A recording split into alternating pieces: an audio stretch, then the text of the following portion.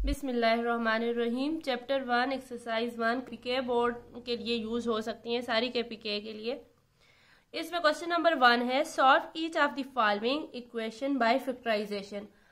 हम quadratic equation से भी सॉल्व कर सकते हैं और फैक्टराइजेशन से भी सॉल्व कर सकते हैं। इक्वेशन काफी सारे तरीके होते हैं, लेकिन हमें अगर जो क्वेश्चन में मेथड दिया होता है हम उसी से सॉल्व करते हैं, अदरवाइज नहीं करते। फैक्टराइजेशन बोला हुआ है तो हमने इसे फैक्टराइजेशन से करना है। क्वेश्चन पार्ट नंबर 1 है हमारे पास क्वेश्चन नंबर 1 का, x square plus 5x plus 4 is equal to 0।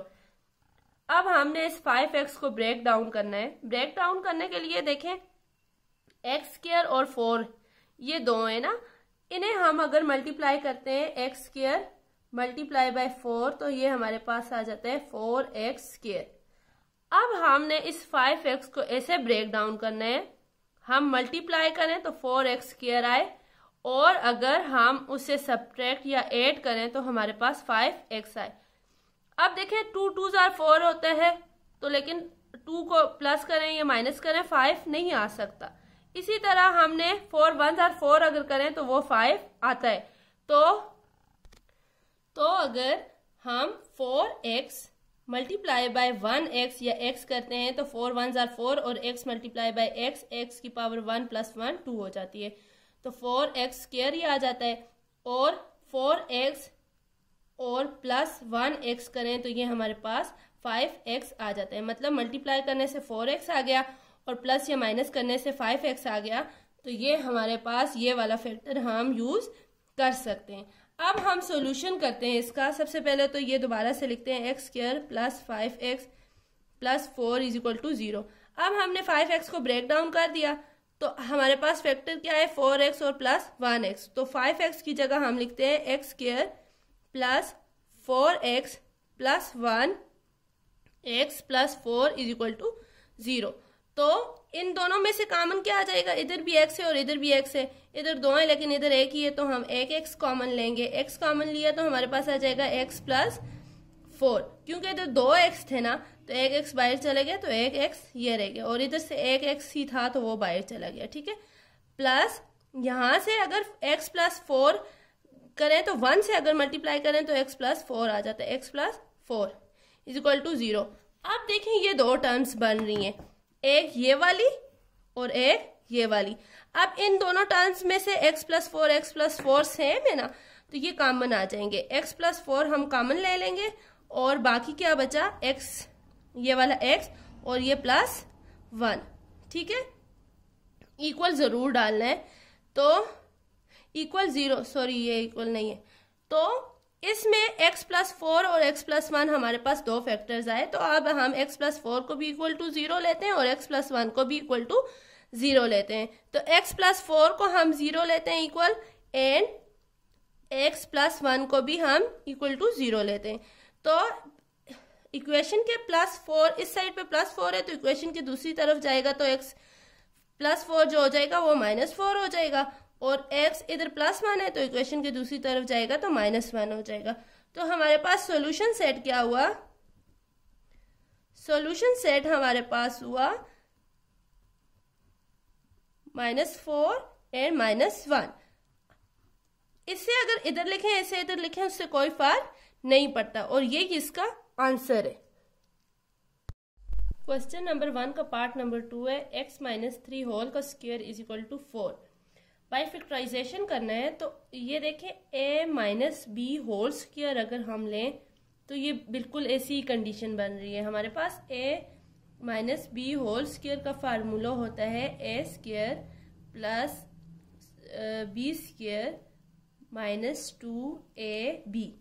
ठीक है, अब अगर x की जगह a है एंड b की जगह 3 है, तो -3 होल का स्क्वायर ये आ जाएगा, ये a है और ये b है, तो x का स्क्वायर प्लस 3 का स्क्वायर माइनस 2 इंटू a हमारे पास x है एंड b हमारे पास 3 है, तो ये हमारे पास आ जाएगा x square plus 3 3s are 9 minus 3 2s are 6x।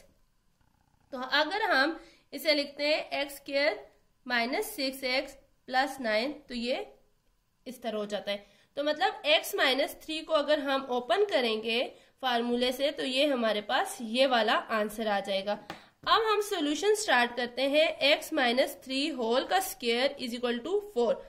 तो x माइनस 3 होल का स्क्वायर तो मैंने ऑलरेडी ये सॉल्व कर लिया, तो इसकी जगह ये पुट करते हैं। ठीक है, तो ये आ जाएगा हमारे पास x square minus 6x plus 9 is equal to 4। अब हमने इक्वल टू 0 लाना है ना, तो इस 4 को हम दूसरी तरफ ले जाएंगे। ठीक है, तो ये आ जाएगा x square minus 6x plus 9, इधर प्लस 4 है ना, तो दूसरी तरफ जाके क्या हो जाएगा minus 4 is equal to 0। X square minus 6x, 9 में से 4 निकाला तो 5 हो जाएगा, प्लस माइनस माइनस होता है, लेकिन सिंबल हम बड़ी वैल्यू की लगाते हैं, तो मतलब 9 बड़ी वैल्यू इसके साथ प्लस है, तो प्लस 5 आ जाएगा इज इक्वल टू 0। अब जिस तरह हमने इस क्वेश्चन में इस 5x को ब्रेक डाउन किया था ना, इस क्वेश्चन में हम 6x को ब्रेक डाउन करेंगे। लेकिन सबसे पहले x और 5x को मल्टीप्लाई करें तो हमारे पास क्या आ जाता है 5x स्क्वायर। अब हमने ऐसा डिजिट्स लेने हैं जिसे हम मल्टीप्लाई करें तो हमारे पास 6x आए, सॉरी मल्टीप्लाई करें तो 5x स्क्वायर आए, और सब्ट्रैक्ट या ऐड करें तो हमारे पास 6x आए। ठीक है, अगर हम देखें हमारे पास दो फैक्टर्स बनते हैं, तो अगर हम minus 5x multiply by minus 1x is equal to minus minus plus आ जाएगा, 5 1 5 आ जाएगा, और x multiply by x square आ जाएगा। ठीक है, अब अगर हम इसे सॉल्व करते हैं 5 minus 5x minus 1x is equal to, तो ये माइनस माइनस प्लस हो जाता है, 5 प्लस 1 6 और x आ जाएगा। ठीक है, और माइनस माइनस प्लस होता है, प्लस तो हमने कर लिया, लेकिन बड़ी सिंबल कौन सी है 5, बड़ी वैल्यू कौन सी है 5 है, तो 5 के साथ क्या है माइनस है, तो हम माइनस लगाएंगे, माइनस 6x हमारे पास आ गया। तो मतलब हमारे पास फैक्टर्स क्या हुए माइनस 5x और माइनस 1x। अब हम 6 की जगह ये फैक्टर्स लिखते हैं, तो ये हमारे पास आ जाएगा x square minus 5x minus 1x plus 5 is equal to 0। अगर इसे इधर लिखें और इसे इधर लिखें फिर भी कोई फर्क नहीं पड़ता, जब हम कॉमन लेंगे तो आंसर सेम आएगा। इन दोनों में से x कॉमन है तो हम x कॉमन ले लेते हैं, तो इधर 2x थे, x एक रह गया, माइनस 5 रह गया, इधर से हम माइनस 1 कॉमन लेंगे, तो ये माइनस माइनस प्लस x आ जाएगा, और प्लस माइनस माइनस 5 आ जाएगा। ठीक है, इक्वल टू 0। अब यहाँ पे भी हमारे पास दो टर्म्स बन गई, एक ये और एक ये, तो अब हम कॉमन ले लेते हैं, x माइनस 5 हमारे पास कॉमन आ गया, तो आ गया x minus 1 is equal to 0। अब हम इसे भी इक्वल टू 0 ले लेते हैं और इसे भी इक्वल टू 0 लेते हैं, तो x minus 5 is equal to 0 और x minus 1 is equal to 0। तो x माइनस 5 है तो दूसरी तरफ जाएगा तो प्लस 5 हो जाएगा, और इधर माइनस 1 है तो दूसरी तरफ जाएगा तो प्लस 1 हो जाएगा, x इज इक्वल टू 1 हो जाएगा। तो अब हमारे पास जो सोल्यूशन सेट आया, सोल्यूशन सेट हमारे पास जो आया वो है 1 और 5।